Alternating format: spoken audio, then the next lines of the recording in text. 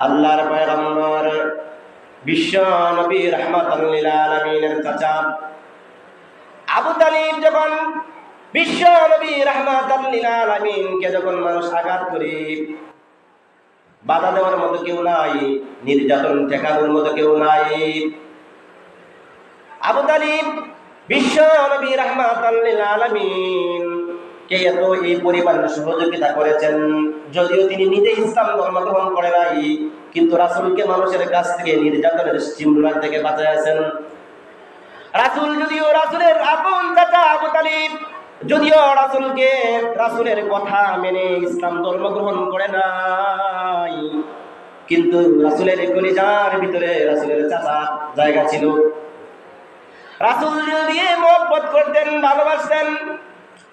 কাফের বেঈমানেরা যখন আল্লাহর পয়গম্বর বিশ্ব নবী রাহমাতুল লিল আলামিনকে আঘাত করে, আবু তালিব দ্বারা কয়, রে কাফের দলেরা, রে মুজিবের দলেরা, আমার ভাতিজার শরীরের মধ্যে একটা আঘাত তোমরা করতে পারবে না যতক্ষণ পর্যন্ত আমি আবু তালিবের গায়ের মধ্যে এক ফোঁটা রক্ত বিদ্যমান আছে, ততক্ষণ পর্যন্ত তোমরা আমার ভাতিজার গায়ে আঘাত করতে পারবে না। আল্লাহর পয়গম্বর বিশ্ব নবী রাহমাতুল লিল আলামিন মূর্তির বিরুদ্ধে মানুষদেরকে কথা বলার কারণে আবু তালিবের কাছে মানুষ বিচার দেয়, ও তোমার ভাতিজা তো আমাদের মূর্তিদেরকে গালিগালাজ করে।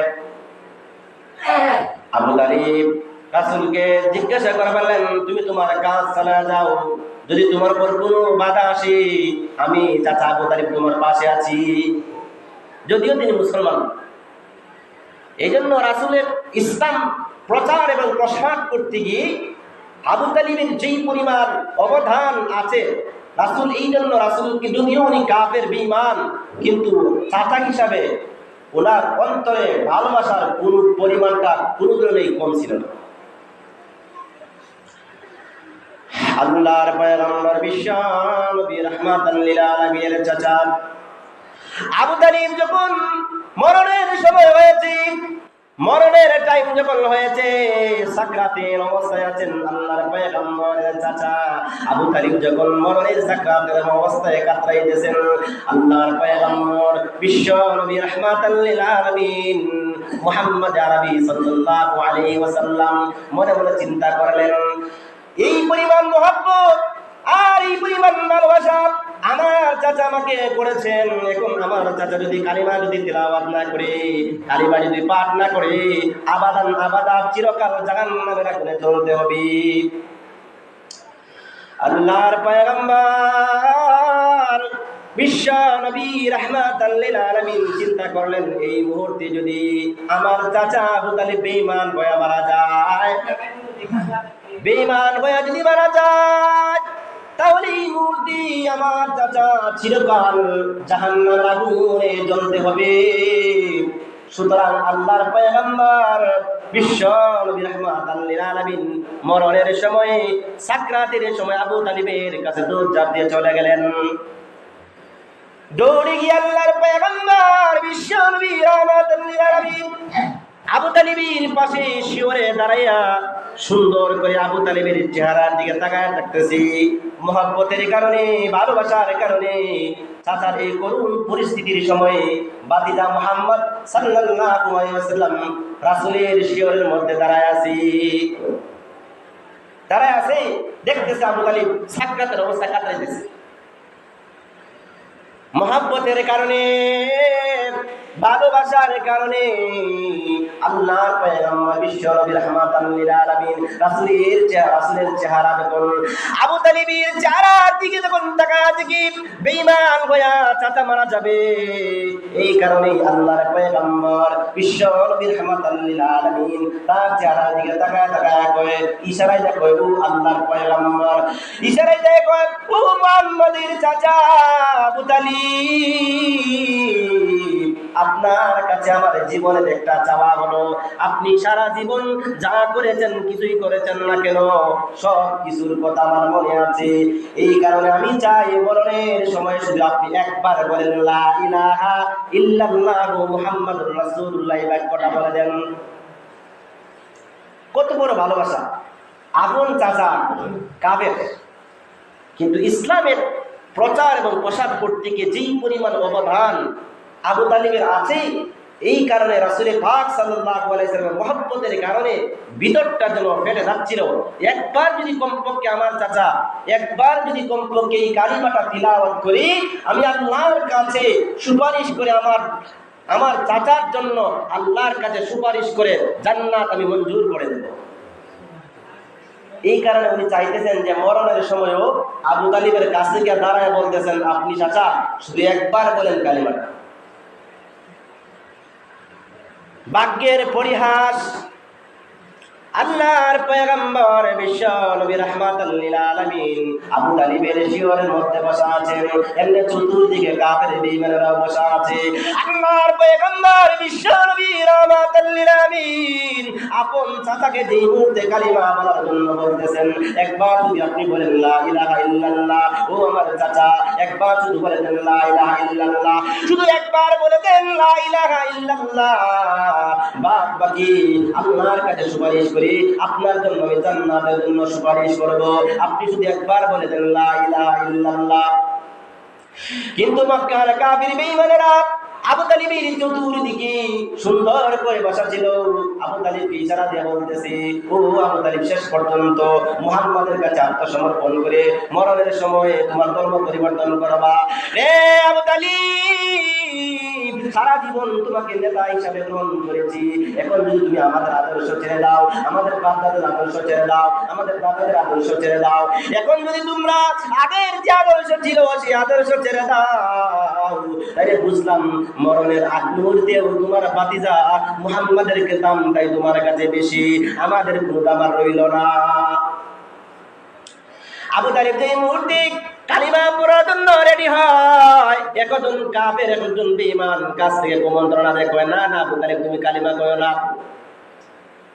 কয় যে সময় কালিমাটা আবু তালিব যে সময় চায় কালিমা পড়তে, এই সময় পাশ থেকে বলে, কয় না কালিমা পড়বেন না, আপনারা আমরা বেঈমান আর কাফেররা চতুর্দিকে বসা আছে, বলতেছে আপনার সারা জীবন পর্যন্ত আমরা আপনাকে নেতা হিসাবে গ্রহণ করেছি, এখন আপনি কি করবেন, এই মুহাম্মাদের ধর্ম গ্রহণ করবেন। এরপরেও আমার নবী মুহাম্মদ রাসূলুল্লাহ সাল্লাল্লাহু আলাইহি ওয়াসাল্লাম পিছপা হয় না, কারণ মহব্বত বেশি। চাচা, আপন চাচা, ব্লাড সম্পর্কের চাচা, বাবার ভাই, এই চাচা জাহান্নামে চিরকাল চলবে, আর আমি নিজে নবী হইয়া উম্মতদেরকে জান্নাতে নিয়ে যাব, ব্লাড সম্পর্কের চাচা জাহান্নামে যাবে। রাসূল এটা সহ্য করতে পারে না। আল্লাহর পয়গম্বর বিশ্ব নবী রাহমাতাল লিল আলামিন আবার আবু তালিবের কাছে রিকোয়েস্ট করে, ও আমার চাচা একবার শুধু আপনি কালিমা তেলাওয়াত করেন, একবার যদি বলেন লা ইলাহা ইল্লাল্লাহ, বাদ বাকি আমি আল্লাহর কাছে সুপারিশ করি, আপনার জন্য জান্নাত মঞ্জুর করে নেব।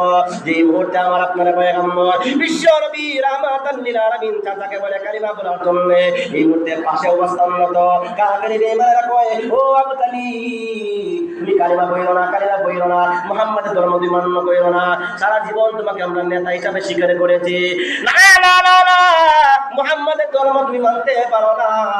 এদিকে আল্লাহর পয়গম্বর জোরাজুরি করে কালিমা বলার জন্য, অন্যদিকে কাফের বেঈমানেরা জোরাজুরি করে না না আপনি কালিমা তেলাওয়াত করবেন না। আল্লাহর পয়গম্বর বিশ্ব নবী রাহমাতাল লিল আলামিন জীবন দিয়ে লড়াই করতেছেন চাচাকে জান্নাতে নেওয়ার জন্য, কাফের বেঈমানেরা জীবন দিয়ে লড়াই করতেছে জাহান্নামে পাঠায় দেওয়ার জন্য। আল্লাহর পয়গম্বর বিশ্ব নবী রাহমাতাল লিল আলামিন যেই মুহূর্তে জোরাজুরি করতেছেন কালিমা বলার জন্য, কাফের বেঈমানেরা কয় না না না তোমরা কালিমা তেলাওয়াত কইরো না।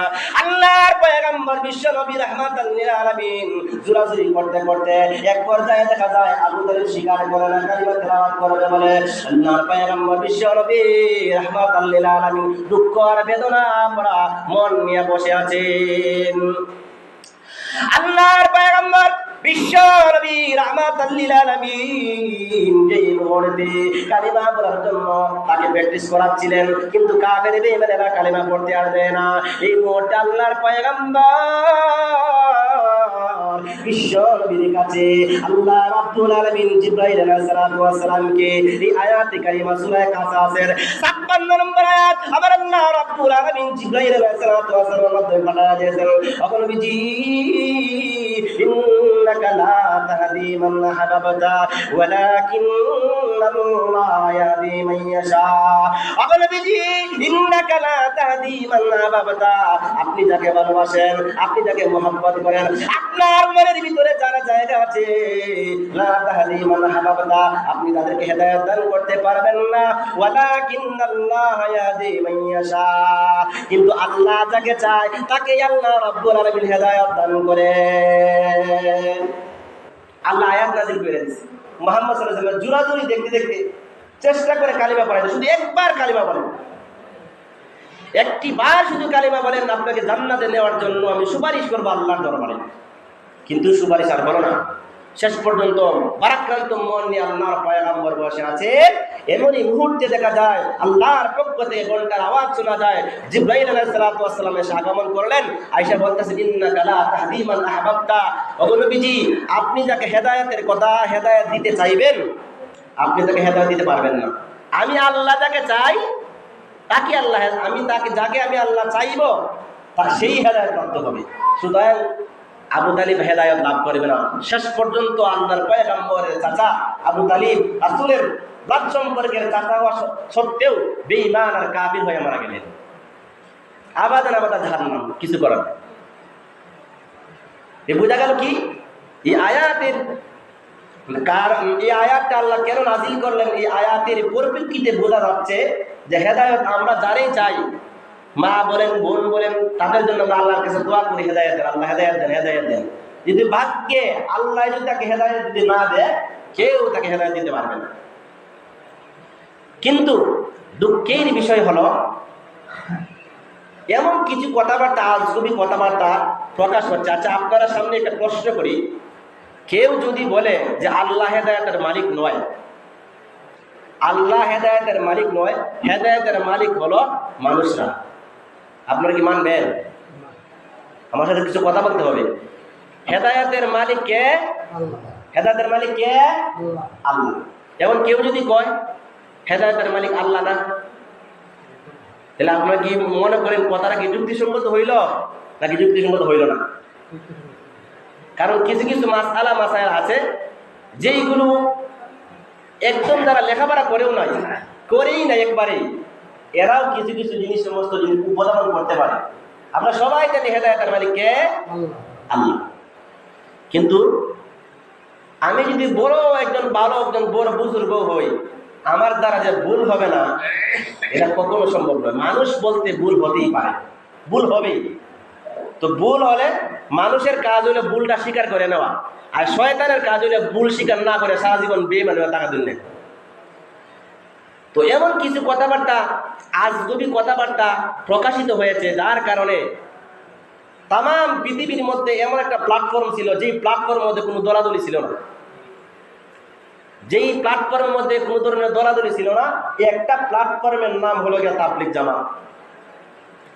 যে কোনো দলের মধ্যে যান, দুই দল, এক দলের ভিত্তি তিন দল থাকে।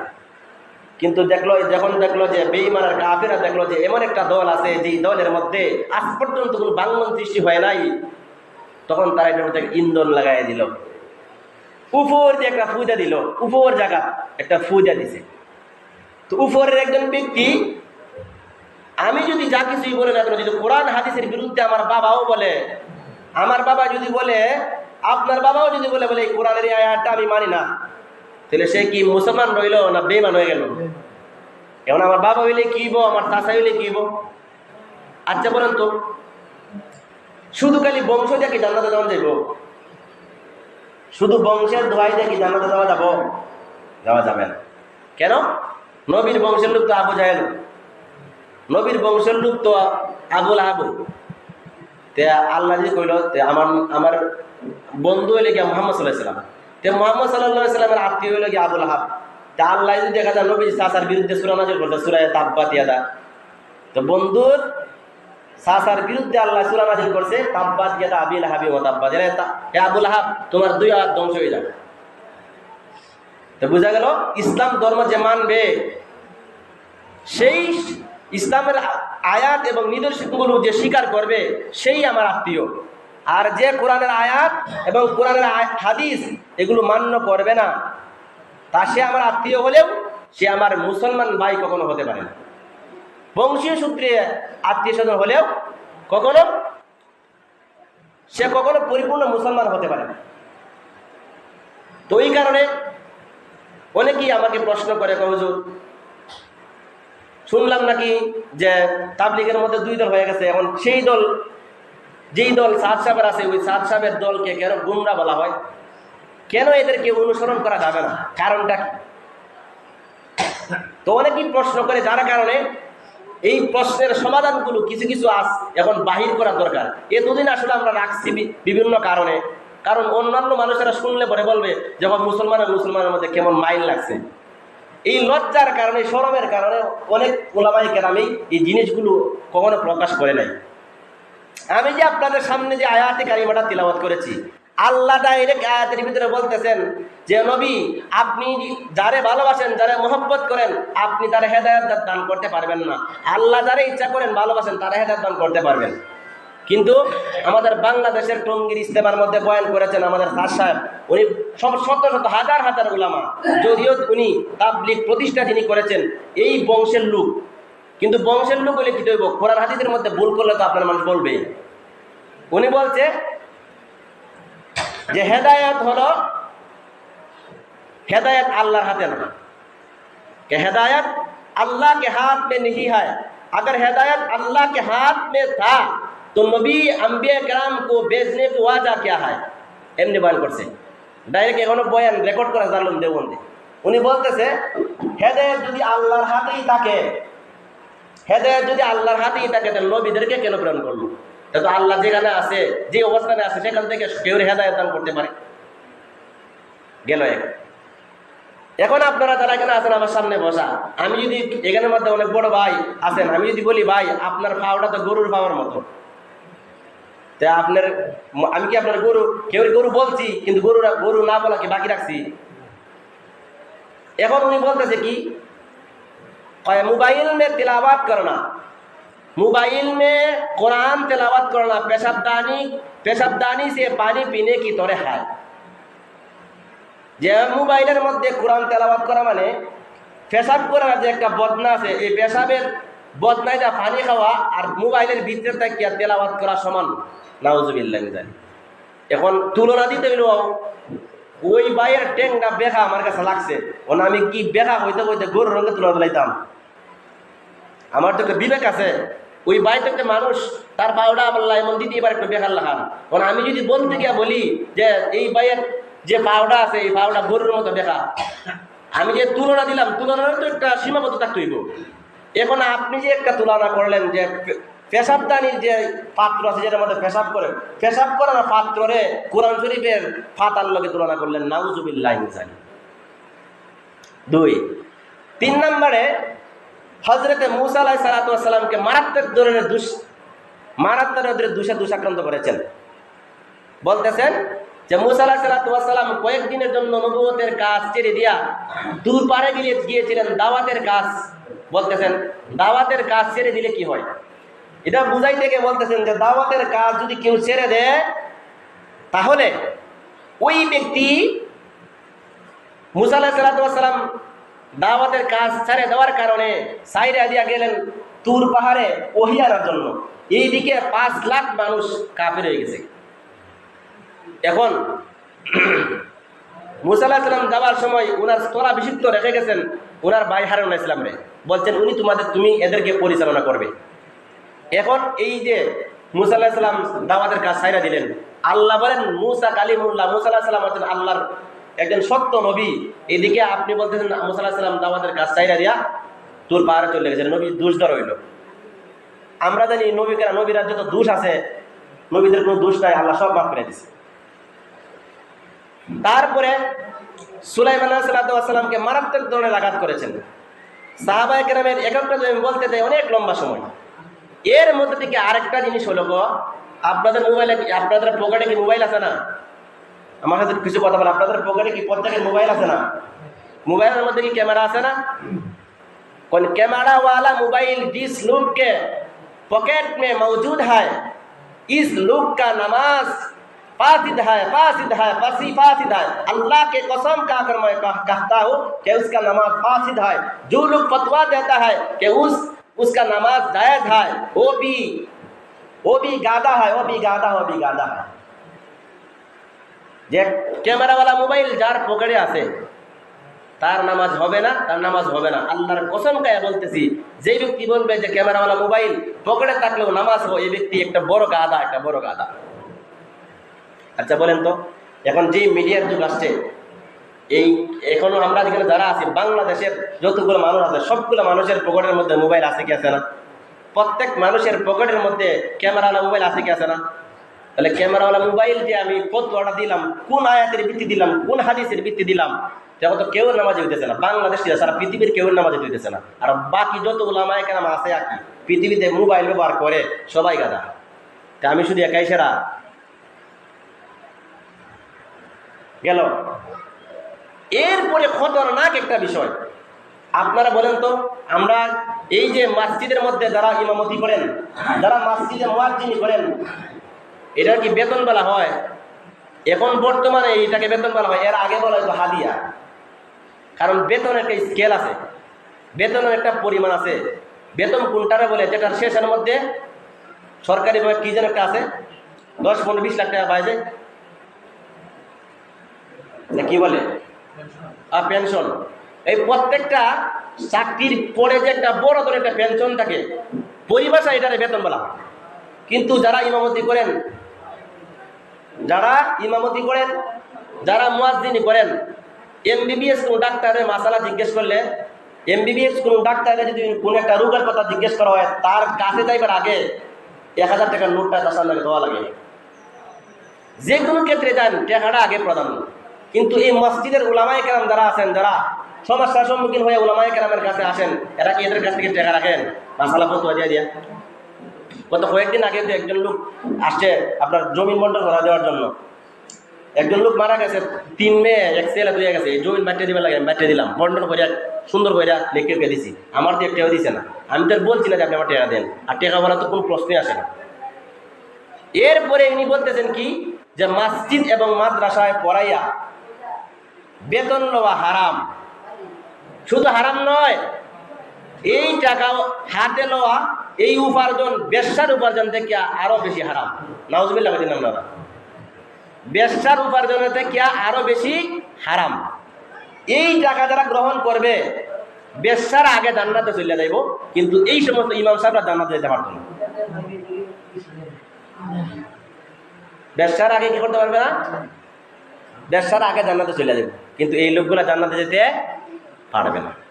এইভাবে তালিকা বর্ণনা করতে করতে আমি যদি বর্ণনা করি অনেকগুলো ভুল, যেই ভুলগুলো ওনারে শুধরায়া বলা হয়েছে বারবার। উনি দারুল উলুম দেওবন্দে লেখাপড়া করেছেন, তো যেখানে লেখাপড়া করেছেন ওনার অনেক উস্তাদ বিদ্যমান আছেন। উস্তাদরা ওনাকে বারবার ডেকেছেন যে আপনি আমাদের কাছে আসেন, আপনার যে কথাগুলো কোরআন হাদিসের আয়াতের বিরোধী, হাদিসের বিরোধী, কিয়াসের বিরোধী, ইজমার বিরোধী, এই কথাগুলো আপনি একটু শুধরায় নেন। বলেন, মানুষের ভুল তো হতেই পারে, মুখ ফসকে বের হয়ে গেছে বলে আসলে এরকম হওয়া উচিত না, বলা উচিত ছিল না, কিন্তু আমার মুখ থেকে হয়ে গেছে। আরো অন্তত মনে হয় শতেক জিনিসগুলা যেগুলো আমার ফেসবুক আইডির মধ্যে আমি সুন্দর করে রাখিয়ে দিয়েছি সংরক্ষণ করে। কেউ যদি কোনোদিন বলে যে বলছেন কোথায় দেখে, উনি কি আসলে বলছে, প্রমাণগুলো সংরক্ষণ করে এনেছি।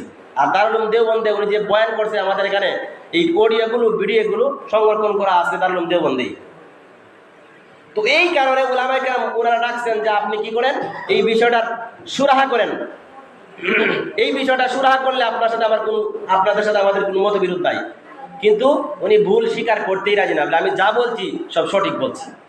এই কারণে উলামায়ে কেরাম চিন্তা করলেন যে এখন উনি যেহেতু কোরআনের আয়াতের বিরুদ্ধে বলতেছেন, আল্লাহ আয়াতে বলতেছেন ইন্নাকা লা তাহদি মান আহবাবতা, আপনি যাকে ভালোবাসেন তাকে আপনি হেদায়েত দান করতে পারবেন না। ওয়ালাকিন্নাল্লাহ ইয়াহদি মান ইয়াশা, আল্লাহ যাকে চায় তাকে হেদায়েত দান করতে পারবেন। আপনি বলেন হেদায়েতের মালিক আল্লাহ না, হেদায়েতের মালিক অন্যান্য মানুষেরাই। তাহলে তো কোরআনের আয়াত মানে হইলো কই? এই কারণে উলামায়ে কেরামে কি করলেন, এই আয়াত এটার কড়া সমালোচনা করলেন এবং বললেন যে তোমাদের সাথে আর থাকা যায় না, তোমাদের পথ তোমরা ধরো আর আমাদের পথ আমরা ধরলাম। এই যে 2 পাঠ হওয়ার সূত্রপাত, উনি যদি শুধু একবার বলতো যে আমার মুখ থেকে ফসকে বের হয়ে গেছে, অথবা আলোচনায় বসতো যে আমি এই আয়াতের ব্যাখ্যা বা এই হাদিসের ব্যাখ্যায় আমি এই জিনিসগুলো বলেছি বা এটি আমি আলোচনা করেছি, এই কিতাবের মধ্যে আছে, এইগুলা জায়েজ আছে, এগুলো জায়েজ নাই, কিন্তু উনি বসতেই রাজি না। যার কারণে এই ফিতনা এবং ফাসাদ শুধু সারা পৃথিবীর মধ্যে ছড়ায় পড়লো। 1 মিনিটের ভিতরে সারা পৃথিবীর তাবলীগ জামাত 2 ভাগে বিভক্ত হয়ে গেল।